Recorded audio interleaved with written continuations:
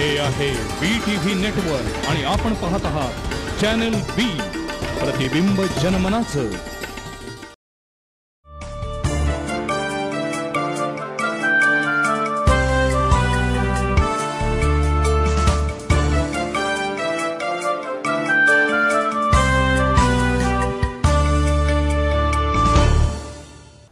नमस्कार. संवाद प्रतिवाद या आमच्या विशेष कार्यक्रमामध्ये आपल्या सगळ्यांचं मनापासून स्वागत. कोल्हापूरला सहकार पंढरी म्हणून ओळखलं जातं. कोल्हापूरसह संपूर्ण महाराष्ट्रामध्ये सहकाराचं फार मोठं जाळं विणलेलं आहे. एक प्रकारे महाराष्ट्राची इकॉनॉमी या सहकार क्षेत्रावरती अवलंबून आहे असं म्हटलं तर चुकीचं ठरणार नाही. पतसंस्थांपासून ते अगदी नागरी सहकारी बँकांपर्यंत आणि पाणी पुरवठा संस्थांपासून ते अगदी वस्त्रोद्योगापर्यंत सहकाराचं फार मोठं जाळं आहे, फार मोठी व्याप्ती आहे. गेल्या काही वर्षामध्ये पतसंस्था असेल किंवा नागरी सहकारी बँका असेल यांचं अस्तित्व थोडंसं संकुचित होत गेलं आणि या बँका राहतायत की नाही, टिकतायत की नाही अशी परिस्थिती निर्माण झालेली आहे.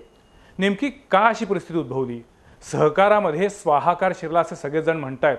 सहकारामध्ये अपप्रवृत्ती शिरल्या, सहकारामध्ये राजकारण आलं. या सगळ्या गोष्टींमुळं सहकारी बँकांवरती काय नेमका परिणाम होऊ लागला या गोष्टीचा आज आपण विचार करणार आहोत. आज आमच्या स्टुडिओमध्ये सहकार क्षेत्रातील एक अभ्यासू व्यक्तिमत्व उपस्थित आहेत. त्यांना आज आम्ही आवर्जून बोलवलेलं आहे.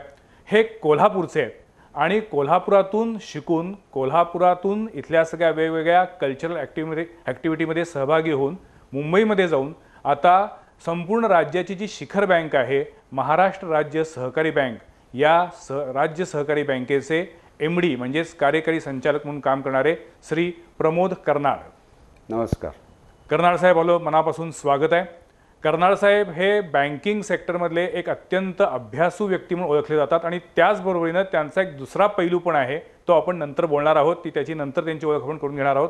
पण सुरुवातीला एकूणच राज्य सहकारी बँकेची भूमिका आणि सहकार क्षेत्राची वाटचाल या विषयावरती आज मी त्यांच्याशी बोलणार आहे. सुरुवातीला म्हटलं त्या पद्धतीनं की संपूर्ण महाराष्ट्रामध्ये आणि कोल्हापूर जिल्ह्यामध्ये सहकाराचं विस्तृत जाळं आहे. पण गेल्या काही वर्षात जर आपण बघितलं तर अनेक नागरी सहकारी बँका बंद पडत चाललेल्या आहेत. म्हणजे कोल्हापुरातील अगदी बलभीम बँकेपासून ती रवी बँकेपर्यंत आणि महावीर बँकेपासून ते अगदी शाहू बँकेपर्यंत अनेक बँकांचं अस्तित्व संपलेलं आहे. नागरी सहकारी बँका या खरं तर सर्वसामान्य लोकांच्या जीवनाशी निगडीत होत्या. त्यांच्या पतपुरवठ्याशी किंवा आर्थिक त्यांच्या अडचणीच्या वेळेला या बँका उपयोगी पडायच्या. पण आता कोऑपरेटिव्ह बँकांची चळवळ मागे पडत चालली आहे. नेमकं जबाबदार कोण? ह्याचं महत्त्वाचं कारण असं आहे की जोपर्यंत आपली आर्थिक व्यवस्था, मुक्त अर्थव्यवस्था नव्हती तोपर्यंत हे जाळं खूपच फोफावत गेलं होतं. म्हणजे नागरी सहकारी बँकांना मुबलक लायसन्स मिळायची रिझर्व्ह बँकेकडून, शाखा विस्तार करण्यासाठी लायसन्स मिळायचे. आणि आज जे स्ट्रिंजेंट नॉर्म्स आहेत, म्हणजे पोस्ट नरसिंहम कमिटी, की नरसिंहम कमिटीनं ज्या शिफारसी केल्या 1996ला, त्याच्यानंतर खऱ्या अर्थानं ही नागरी सहकारी बँका किंवा इव्हन सहकारितेला झळ बसायला आली. तत्पूर्वी मुक्त अर्थव्यवस्था होण्याच्या पूर्वी किंवा ह्या कमिटीच्या शिफारसी घेण्याच्या पूर्वी समजा एखाद्या कर्जावरचं व्याज जरी आपल्याला मिळालं नाही तरी देखील ते व्याज मिळालं आहे असं गृहीत धरून बँका तो प्रॉफिट बुक करत आणि रिसिवेबलला नावे टाकायचं आणि व्याजाला जमा घ्यायचं. त्याच्यामुळे ज्या बॅलन्स शीट्स फुगायच्या, प्रॉफिट्स दिसायचे ते खोटे प्रॉफिट्स. एक्झॅक्टली. तर मग नंतर ज्या वेळेला मुक्त अर्थव्यवस्था आली त्यानंतर ओपन अप झालो आपण, इकॉनॉमी ओपन अप झालं आणि जे जागतिकीकरणानंतर आपल्याला काही जे जगातले जे ग्लोबलायझेशन मधले नियम आहेत बँकिंगमधले, आता बेसल कमिटी आली महत्वाचं, बेसल 1, बेसल 2, बेसल 3, या सगळ्या ज्या जागतिक ह्याच्या बरोबरीवर आपल्याला जी वाटचाल करायला आली ते नॉर्म्स स्वीकारायला लागले. आणि त्याच्यातले पहिले नॉर्म्स म्हणजे 1996 साली नरसिंहम कमिटीनं केलेल्या शिफारसी स्वीकारल्या. आणि मग जर मगाशी म्हणल्यासारखं जर व्याज जर प्रत्यक्ष मिळालेलं नसेल तर ते उत्पन्नात घेता येत नाही. पूर्वी इंटरेस्ट रिसिव्हला डेबिट टाका आणि इंटरेस्टला क्रेडिट करा आणि आपण प्रॉफिट बुक करा, तर तसं होत नाही. त्यानंतर NPAचे नॉर्म्स, 90 दिवस जर NPA झालेला असेल, व्याजाची वसुली झालेली नसेल, कर्जाच्या हप्त्याची 90 दिवस व्याजाची नसेल तर तो NPA मानायचा आणि त्याची तरतूद करायची. 3 वर्षापर्यंत 3 ते 5 वर्षापर्यंत आणखी, म्हणजे हे जे काही IRAC नॉर्म्स आहेत त्याप्रमाणे त्यांना तरतुदी करायला लागल्या. 5 वर्षाला 100% तरतूद. ह्याच्यामुळे बॅलन्स शीट खऱ्या अर्थानं पारदर्शक व्हायला लागली आणि पण कर्नाड साहेब, तुम्ही जे आता बोलताय हे सगळे कॉमर्स मधले आणि इकॉनॉमी मधले सगळे नियम सांगताय, बरोबर. पण मुळामध्ये सहकारी क्षेत्रामध्ये किंवा सहकारी बँकांमध्ये राजकारण आलं, राजकारण्यांचा हस्तक्षेप वाढला आणि मग लोकांना खुश करण्यासाठी कशीही कर्ज वाटली गेली, वसुली झाली नाही, याच्यामुळे बँका बुडल्या, असं जे बोललं जाते त्याच्याशी तुम्ही सहमत आहात का? हा, म्हणजे दोन गोष्टी आहेत. मगाशी म्हणलं ते अकाउंटिंगचं सिस्टीम आहे, त्याच्यामुळे अकाउंटिंग सिस्टीममुळे ॲक्च्युली बॅलन्स शीट पारदर्शक करायला लागली. दुसऱ्या बाजूला आपण म्हणता ते पूर्णपणे खरं आहे असे नाही की सहकारी बँका ह्या छोट्या छोट्या घटकांसाठी होत्या आणि अत्यंत आपुलकीनं लोक येतात. छोटे छोटे शेतकरी रुरल एरियामध्ये ज्या शाखा आहेत जिल्हा बँकांच्या, त्या जिल्हा बँकांचं नेटवर्क हे सर्व रुरल एरियामध्ये असतं. तिथल्या शाखेमध्ये हा शेतकरी येतो, त्याला ज्या पद्धतीनं उत्तम वागवलं जातं तितक्या पद्धतीनं राष्ट्रीयकृत किंवा खाजगी बँक वागवत नाही. आणि त्याच्यामुळे ह्या नेटवर्कला एक प्रकारची एक आपुलकी या सगळ्या नाही, पण कर्नाड साहेब तुम्ही म्हणताय त्याच्याबरोबर उलटी परिस्थिती पण आहे की ज्या खाजगी बँका आल्या त्यांनी ग्राहकाला अक्षरशः देव मानून त्याला हवी ती सेवा सुविधा देण्यासाठी आणि हवं तसं तंत्रज्ञान उपलब्ध करून देण्यासाठी प्रयत्न केलेले आहेत. बरोबर. ह्या काय ह्यांचा ग्राहक वर्ग हा फार सधन आणि मोठा आहे.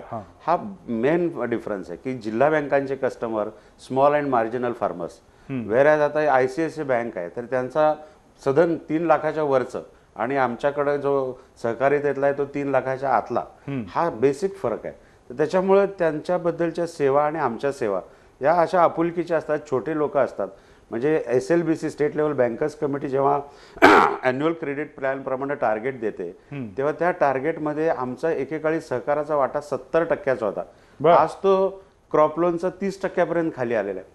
पण 30% खाली आला आणि 70% इतर बँकांना म्हणजे कमर्शियल बँकांना असून सुद्धा आमचे कर्जदार मात्र आमचे जास्त आहेत. याचं कारण काय की आम्ही जास्त शेतकऱ्यांना कर्ज देतो. वाटा कमी झाला पण ग्राहक जास्त आहेत. हा त्यातला बोलके आकडेवारी आहे अशी. तर 57 लाखामध्ये 34 लाख आमचे खातेदार आहेत. नाही, पण आता गेल्या काही वर्षामध्ये कोल्हापूरसह संपूर्ण राज्यातील पतसंस्था अक्षरशः डब घ्यायला आल्या. म्हणजे जर टक्केवारीमध्ये म्हटलं तर जवळपास 70 ते 80% पतसंस्था या पूर्णपणे बुडीत खात्यात जाऊन बंद पडलेल्या आहेत. याला जबाबदार त्या संचालक मंडळाचा बेधुंद अंधाधुंद कारभार असं वाटत नाही का तुम्हाला? कसं होतं की पतसंस्था आणि पुन्हा तिथे राजकारण आणि पतसंस्था बऱ्याचशा अंशी वन मॅन शो असायच्या की जरी तिथे इलेक्टेड बोर्ड असलं तरी प्रामुख्यानं तिथे एक जी अध्यक्ष म्हणून असलेली किंवा प्रवर्तक म्हणून असलेली अशी एक प्रमुख जी व्यक्ती ती पतसंस्था हे करायचे. आणि लोकांचे डिपॉझिट्स घेत असताना त्याचा व्याजाचा दर भरमसाठ ठेवल्यामुळे बरेच जण अट्रॅक्ट व्हायचे की तिथे आता जर जिल्हा बँका किंवा नागरी सहकारी बँका जर 10% 9.5% व्याज देत असतील तर हे 12% द्यायचे. त्याच्यामुळे 2% 2.5% जास्त मिळतात म्हणून ग्राहक पण बिचारे त्या पतसंस्थेत पैसे ठेवायचे आणि मग ती कर्ज 14% 15% आपल्या जवळच्या लोकांना द्यायची आणि त्याची वसुली होईल न होईल त्याच्यामुळं मग त्या पतसंस्थांना अडचण आली. आणि पूर्वी बँकिंग रेग्युलेशन ॲक्टचे जे सगळे नियम जसे ना बँकांना आहेत ते पतसंस्थेना नव्हते. याच्यामुळं मग काय झालं की NPAचे नॉर्म्स नाहीत वगैरे आणि म्हणून मग आता हळूहळू पतसंस्था सोडून त्या याच्या खाली घेतलेलं आहे. पण तुम्हाला वाटतं इथून पुढच्या काळामध्ये पुन्हा एकदा पतसंस्थांचं जाळं उभारू शकेल का? पतसंस्था या आता हळूहळू विसरून जायच्या नाहीत. ज्या चांगल्या काम करणाऱ्या पतसंस्था आहेत, ज्या चांगल्या काम करणाऱ्या नागरी बँका आहेत त्या राहणार आहेत. ज्या चांगल्या नाहीत त्याच्यावर रिझर्व्ह बँकेचं लक्षच आहे. आता आपण जर मर्जिंग तेवढ्या फास्ट होत चाललेलं आहे आणि कन्सॉलिडेशन हे आज जर बघितलं तर फक्त कॉपरेटिव्ह बाबतच नाहीये. हे इव्हन आता आपण परवा बघितलं की स्टेट बँकेच्या सहयोगी बँका त्या स्टेट बँकेमध्ये मर्ज होणार आहेत. तर त्याची घोषणा ऑलरेडी झालेली आहे. त्याचं पार्लमेंटमध्ये हे पण झालेलं आहे की स्टेट बँकेमध्ये state bank of Hyderabad, state bank of Indore, या सगळ्या बँका 6 सहभागी बँका स्टेट बँकेमध्ये मर्ज होणार आहेत. मग आता ह्या स्टेट बँकेच्या त्याला खूप विरोध झाला. खूप वर्षापासून चाललं होतं. तिथल्या युनियननी विरोध केला होता. पण आताच्या सरकारने तो कणखर निर्णय घेतला की स्टेट बँकेमध्ये त्याच्या सहयोगी बँका मर्ज होतील. हा निर्णय दूरदृष्टीने विचार केला तर चांगला आहे की चुकीचा आहे? मी तर याचं समर्थन करतो. कारण एकच स्ट्रॉंग बँक की स्टेट बँकेच्या सहयोगी बँका पाहिजेच कशाला. यापूर्वी सुद्धा 3-4 सहयोगी बँका ऑलरेडी मर्ज झाल्या होत्या आणि आता ज्या राहिलेल्या बँका आहेत त्या सुद्धा आता मर्ज होत आहेत. त्याच्यामुळे एक देशामध्ये स्टेट बँक ही एक इतकी मोठी होणार आहे की ती जागतिक पातळीवर सुद्धा एक गणली जाईल की आज सक्षम बँका ह्याच राहणार आहेत. आणि त्या अर्थानं हे पाऊल आहे इवन गेल्या वर्षामध्ये भारतीय महिला बँक झाली होती, ती सुद्धा आता या स्टेट बँकेत मर्ज होते. तर त्याच्यामुळे आता भारतीय महिला 1 वर्षापूर्वी आलेली बँक आहे, तिला सुद्धा ह्या सहयोगी बँकाबरोबर मर्ज करतात. मी मध्यंतरी व्हॉट्सअपवरती एक मेसेज वाचला होता की येत्या काही वर्षामध्ये भारतात केवळ मोजक्याच 8 ते 10 बँका राहतील. अगदी हे खरं आहे का? मी एक्झॅक्टली पुढचं तेच सांगणार होते की स्टेट बँक हे पहिलं पाऊल आहे.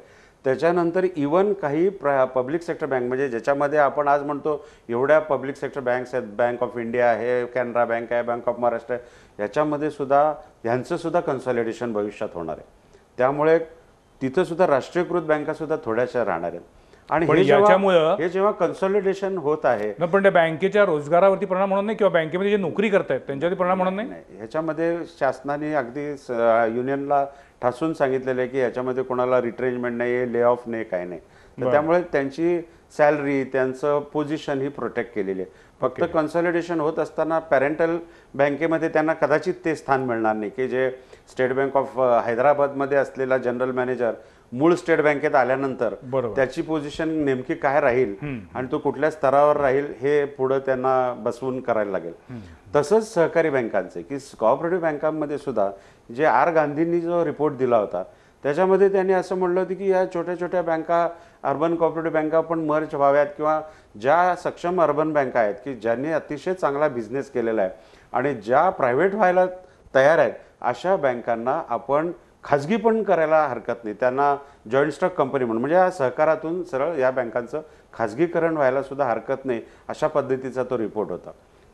तर त्याला अर्थातच सहकार क्षेत्रातून मोठा विरोध झाला त्या. पण आता हे बँकांमध्ये ज्या काही खाजगी बँका आलेल्या आहेत, मोठमोठ्या इंटरनॅशनल लेवलच्या बँका सुद्धा आता आपल्याकडे यायला लागलेल्या आहेत, या बँकांच्या समोर म्हणजे ते ज्या पद्धतीनं ग्राहकांना अट्रॅक्ट करतायत, वेगवेगळे पॅकेजेस दाखवत आहेत, त्यांच्यासमोर या सरकारी बँका टिकू शकतील का? टिकतायत. आता सगळे या स्पर्धेमध्ये टिकण्यासाठी आता स्टेट बँक असू दे, एखाद्या तुम्ही वाहन बुक करायला एखाद्या डीलरकडे गेलात तर तुम्हाला तिथे स्टेट बँकेचा एखादा अधिकारी दिसेल आणि तो ताबडतोब तुमच्या मागे येईल की आम्ही तुम्हाला लोन देऊ. म्हणजे हा स्टेट बँक सुद्धा एखाद्या डीलरच्या ऑफिसमध्ये बसलेली असते, त्यांचा अधिकारी बसलेला असतो आणि तो तुम्हाला ताबडतोब तिथल्या तिथे फॉर्म भरून तो पैसे द्यायला तयार असतो की तो म्हणतो तुम्ही इथं फक्त भरा, आम्ही बाकीच्या फॉर्मॅलिटीज कंप्लीट. म्हणजे सरकारी कार्यालयात तसा लाल फितीतला कारभार होता तो आता संपायला लागलाय, तसाच बँकिंग इंडस्ट्रीमध्ये सुद्धा राष्ट्रीयकृत बँकांचा संपूर्ण चेहरामोहरा बदलतोय आणि त्यांना सुद्धा आता अधिक प्रॉम्प्ट सर्व्हिस देणं आवश्यक आहे हे कळून चुकलेलं आहे. आता मला वळायचंय तुमच्या बँकेकडे, तुम्ही जिथे MD म्हणून काम करताय त्या राज्य सहकारी बँकेकडे. मुळात राज्य सहकारी बँक ही संपूर्ण राज्यातील नागरी सहकारी बँकांची शिखर बँक आहे, सगळ्या डिस्ट्रिक्ट कोऑपरेटिव्ह बँक, जिल्हा बँक त्यांची शिखर बँक आहे. असं असून सुद्धा राज्य सहकारी बँकेवरती सुद्धा प्रशासक नेमण्याची गरज आली किंवा प्रशासक नेमण्याची नामुष्की आली. तुम्ही याला जबाबदार कोण मानता? ह्याच्यामध्ये काय झालेलं आहे की प्रशासक मंडळ येण्यासाठी जो एक महत्त्वाचा की रिझर्व्ह बँकेने ती कार्यवाही केलेली आहे आणि त्यामध्ये प्राथमिक असं होतं की जो नाबार्डचा एक इन्स्पेक्शनचा रिपोर्ट असतो, त्या नाबार्डच्या इन्स्पेक्शनच्या रिपोर्टमध्ये मार्च 10ची जी बॅलन्स शीट होती त्याच्यावर नाबार्डने असं म्हटलं होतं की या बँकेला मार्च 10ला लॉस आलेला आहे, या बँकेचं नेटवर्थ मार्च 10ला निगेटिव्ह झालेलं आहे, या बँकेचा CRAR मायनस आलेला आहे, हे त्याच्यामध्ये निष्कर्ष आले. आणि ह्याचं कारण असं होतं की शुगर पॅकेजमुळे बँकेनं काही जी कर्ज रिस्ट्रक्चर केली होती त्याची पुरेशी प्रोव्हिजनिंग केली नाही असं नाबार्डचं म्हणणं होतं.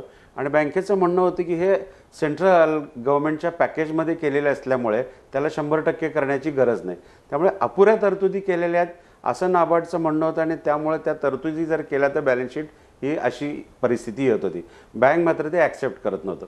मग रेग्युलेटर आहे, रेग्युलेटरचा हा शिक्कामोर्तब झाल्याबरोबर त्या अहवालाच्या आधारे बँकेचं इलेक्टेड बोर्ड हे बरखास्त. पण मगाशी तुम्ही म्हटलात त्यानुसार की पुन्हा एकदा राज्य सहकारी बँकेनं ज्या साखर कारखान्यांना कर्ज वाटप केलेलं होतं आणि ज्यांच्याकडनं पुन्हा त्या कर्जाची वसुली झाली नाही ते साखर कारखानदार जे होते ते पुन्हा कोण ना कोणतरी बडे राजकारणीच होते. त्यामुळे राज्य सहकारी बँकेच्या वाटचालीमध्ये राजकारण्यांचा हस्तक्षेप हा नडला का असं म्हणता येणार नाही, कारण बहुतेक साखर कारखाने सूतगिरण्या आहे त्या सहकार क्षेत्रातले एक प्रमुख व्यक्तींच्या हातात हा व्यवसाय आणि त्यांनी तो सहकार वाढवलेला आहे आणि अर्थातच ते बँकेकडे कर्जदार म्हणून पण आहेत आणि जिल्हा बँकांचे प्रतिनिधी राज्य बँकेवर सगळ्यात जास्त असतात इलेक्टेड बॉडीमध्ये, आणि ते जिल्हा बँकांचे प्रतिनिधी सुद्धा कोणी ना कोणी पॉलिटिकल लोक आहेत. त्यामुळे ह्या बँकेच्या बोर्डवर बरेचसे मंत्री, माजी मंत्री, बरेचसे खासदार, माजी खासदार असं बोर्डवर दिसतं. असं ते दिसत असलं तरी ते मूळचे सहकारातले त्या त्या ठिकाणचे मोठे जाणती व्यक्तिमत्व आहेत. त्यामुळं असं म्हणता येतं की बाबा मोठे लोक या ठिकाणी होते, परंतु याचा अर्थ त्यांनी राजकारण केलेलंच आहे असं म्हणता येणार नाही. प्रत्येकाच्या सहकारी संस्था होत्या. पण आता सध्या बँकेची परिस्थिती काय? म्हणजे बँक जी प्रचंड अडचणीत होती, नुकसानीत होती, तोट्यामध्ये होती, आज बँकेची आर्थिक स्थिती काय आहे? मी 9 मार्च 2011ला ज्या वेळेला मॅनेजिंग डायरेक्टर म्हणून 5.5 वर्षापूर्वी चार्ज घेतला, त्यावेळेला हे निष्कर्ष समोर आले होते. आणि त्यावेळेला निगेटिव्ह नेटवर्थ आणि तुम्ही जेव्हा एमडी म्हणून चार्ज घेतला त्यावेळेला बँकेवरती प्रशासक मंडळ होतं? त्यावेळी नव्हतं, त्यावेळेला इलेक्टेड बॉडी होती. पण त्यावेळेला नेटवर्थ निगेटिव्हचा रिपोर्ट आला होता, नुकताच आला होता, आणि त्या काळात मी चार्ज घेतला. आणि मग मी चार्ज घेतल्यानंतर तोट्याची परिस्थिती, नेटवर्क निगेटिव्हची परिस्थिती, आणि मग काय होतं की ही मगाशी म्हणलेल्या बऱ्याचशा थकीत कर्जाला गव्हर्नमेंटची गॅरंटी होती, शासकीय तकामी, जी गव्हर्नमेंटची गॅरंटीची रक्कम बँकेला मिळाली नव्हती. ती जर मिळाली असती तर त्यावेळेलाही नेटवर्क कदाचित निगेटिव्ह झालं नसतं. मग मात्र मी ज्या वेळेला चार्ज घेतला त्याच्यानंतर आम्ही सुप्रीम कोर्टपर्यंत गेलो, आणि सुप्रीम कोर्टची ऑर्डर मला मिळाली. मी स्वतः सुप्रीम कोर्टमध्ये गेलो होतो. कुठल्या विषयावरून? की शासनाने आम्हाला हे थकहमीचे पैसे द्यावेत म्हणून. आणि सुप्रीम कोर्टने 270 कोटी MSC बँकेला थकहमीच्या पोटी द्यावेत अशी ऑर्डर झाली. आणि मग राज्य शासनाने आम्हाला 270 कोटी दिले. त्यामुळे 270 कोटी मिळाल्यावर आमचं जे नेटवर्क निगेटिव्ह होतं ते ताबडतोब पॉझिटिव्ह झालं 2011 साली. त्यामुळे 2010च्या बॅलन्स शीटला नेटवर्क निगेटिव्ह होतं, परंतु शासनाचे पैसे मला सुप्रीम कोर्टच्या ऑर्डरने मिळाले, आणि त्यामुळे 270 कोटी मिळाल्याबरोबर हे पॉझिटिव्ह नेटवर्क झालं. आणि मग तिथून मग माझा प्रवास सुरू झाला. अर्थात त्या दरम्यानच्या काळामध्ये प्रशासक मंडळ आलं, आणि मग प्रशासक मंडळ आल्यानंतर नाबार्डचे, रिझर्व्ह बँकेचे नियम काटेकोरपणे पाळून, की जे आम्ही निगेटिव्ह नेटवर्क असलेल्या काही साखर कारखान्यांना, सूतगिरण्यांना फायनान्स करायचो ते आम्ही बंद केलं, आणि केवळ पॉझिटिव्ह नेटवर्क असलेल्या कारखान्यांना आणि इतर संस्थांना हे ठेवलं. त्यामुळे सक्षम संस्था आमच्याकडे राहिल्या. आणि मग त्यानंतर सेक्युरिटायझेशन ॲक्ट खाली ज्या थकबाकीतल्या संस्था होत्या त्यांची जोरदार विक्री केली. एक वर्षाला 500-500 कोटीची आम्ही रिकव्हरी केली. आणि नेटवर्क निगेटिव्ह असलेला आमचा जी बॅलन्स शीट होती ती आता जून 2016ला नेटवर्क 2036 कोटी असं आमचं नेटवर्क आहे. म्हणजे from negative to 2000 crores positive, किंवा -1.5 CRER होता तो आता 15.5% CRER. आणि आमचा -700 कोटीचा आमचा तोटा दाखवला होता नाबार्डने. 700 crores, 775 कोटी. तो गेल्या वर्षी आम्ही 411 कोटीचा नेट प्रॉफिट केला. नेट प्रॉफिट 411 कोटी. पण म्हणजे आता बँक पूर्णपणे नफ्यात आलेली आहे? पूर्णपणे नफ्यात. पण मग याचं श्रेय त्या प्रशासक मंडळाला जातं का? प्रशासक मंडळाला नक्कीच जातं, कारण प्रशासक आणि शासनालाही जातं, कारण शासनाने आम्हाला 270 कोटी दिल्यामुळे. त्याची दुसरी बाजू अशी करणार साहेब की यापूर्वीचे जे काही तिथे सगळे काही राजकीय मंडळी बसलेली होती त्यांनी ज्या पद्धतीनं तुम्हाला चांगले निर्णय घ्यायला तुम्हाला पायदोडा सपोर्ट केला नाही, त्यामुळे ती बँकेची परिस्थिती उद्भवली होती. आणि आता जेव्हा त्यांच्या कचाट्यातून बँक सुटली त्यावेळेला बँक आता प्रगती करते असं आपण म्हणू शकू. मी मगाशी म्हटल्यासारखं एक जो नाबार्डच्या तरतुदीचा डिस्प्यूट होता ना, तो डिस्प्यूट होता म्हणून तो आम्ही केला नव्हता तरतुदी, म्हणून तोट्यात आलेली होती. कारण बँकेला तरतुदी, अपुऱ्या तरतुदीमुळे त्यांनी तो तरतुदी केल्या तर ही लॉसमध्ये जाते. पण मी जेव्हा MD झालो पहिलं काय केलं असेल तर त्या पूर्ण तरतुदी करून टाकल्या. त्याच्यामुळे पहिल्या, कारण ज्या नाबार्डनी सांगितलं होतं की ह्या प्रोव्हिजन्स केल्या पाहिजेत, ह्या प्रोव्हिजन्स मी सगळ्याच्या सगळ्या मी बॅलन्स शीटला पहिलं काय केलं असेल तर तरतुदी केल्या. त्याच्यामुळे माझ्या काळात पहिल्यांदा पहिली बॅलन्स शीट मी लॉसमधली काढली 2011ची. पण 2012ला ऑपरेटिंग प्रॉफिट होता, ॲक्युम्युलेटेड लॉस होता. मात्र 2013, 14, 15 आणि आत्ता मार्च 2016, या मार्च 2016 242 कोटीचा नेट प्रॉफिट. त्यामुळे हा आता सातत्य आहे. डिव्हिडंड आम्ही देऊ शकत नव्हतो, आम्ही गेली 4 वर्ष आता डिव्हिडंड द्यायला लागलो. 10% डिव्हिडंड देतो. त्यामुळे अशी हे परिस्थिती ही अशी झालेली आहे. बँकिंग क्षेत्रातील तज्ज्ञ आणि विशेषतः सहकारी बँकिंग बद्दलचा अभ्यास असलेले प्रमोद कर्नाड आज आपल्या सोबत आहेत. त्यांच्याशी मला अजूनही काही बोलायचे, पण त्यापूर्वी एक छोटासा ब्रेक.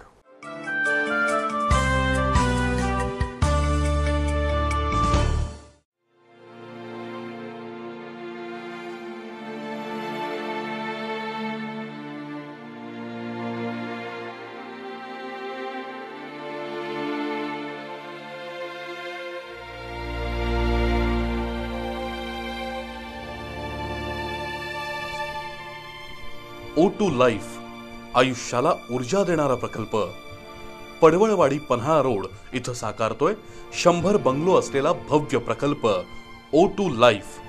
प्रत्यक्ष भेट द्या आणि प्रदूषण मुक्त निसर्गाच्या सानिध्यात जगण्याचा अनुभव घ्या.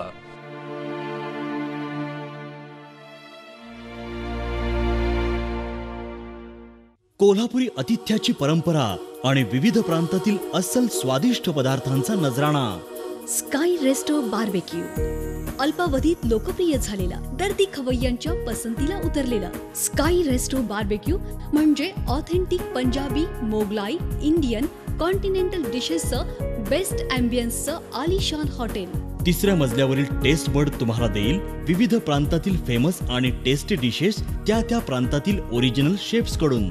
रिझनेबल रेट्स आणि बेस्ट टेस्ट म्हणजेच sky resto barbecue. Valet parking, हसतमुख सेवा आणि होम डिलिव्हरी सह खवय्यांच्या सेवेत स्काय रेस्टो बार्बेक्यू, राजारामपुरी, 5वी गल्ली, मेन रोड, कोल्हापूर.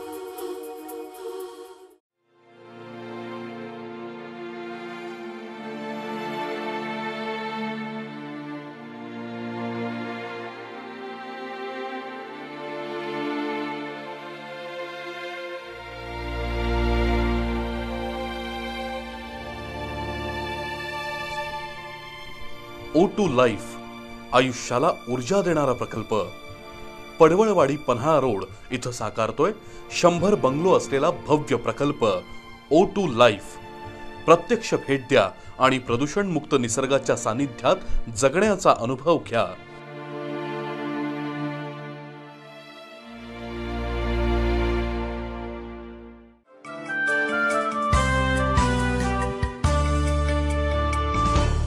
ब्रेक नंतर पुन्हा एकदा आपल्या सगळ्यांचं स्वागत. संवाद प्रतिवादमध्ये आज आपण बोलतोय बँकिंग क्षेत्रातील तज्ज्ञ प्रमोद कर्नाड यांच्याशी.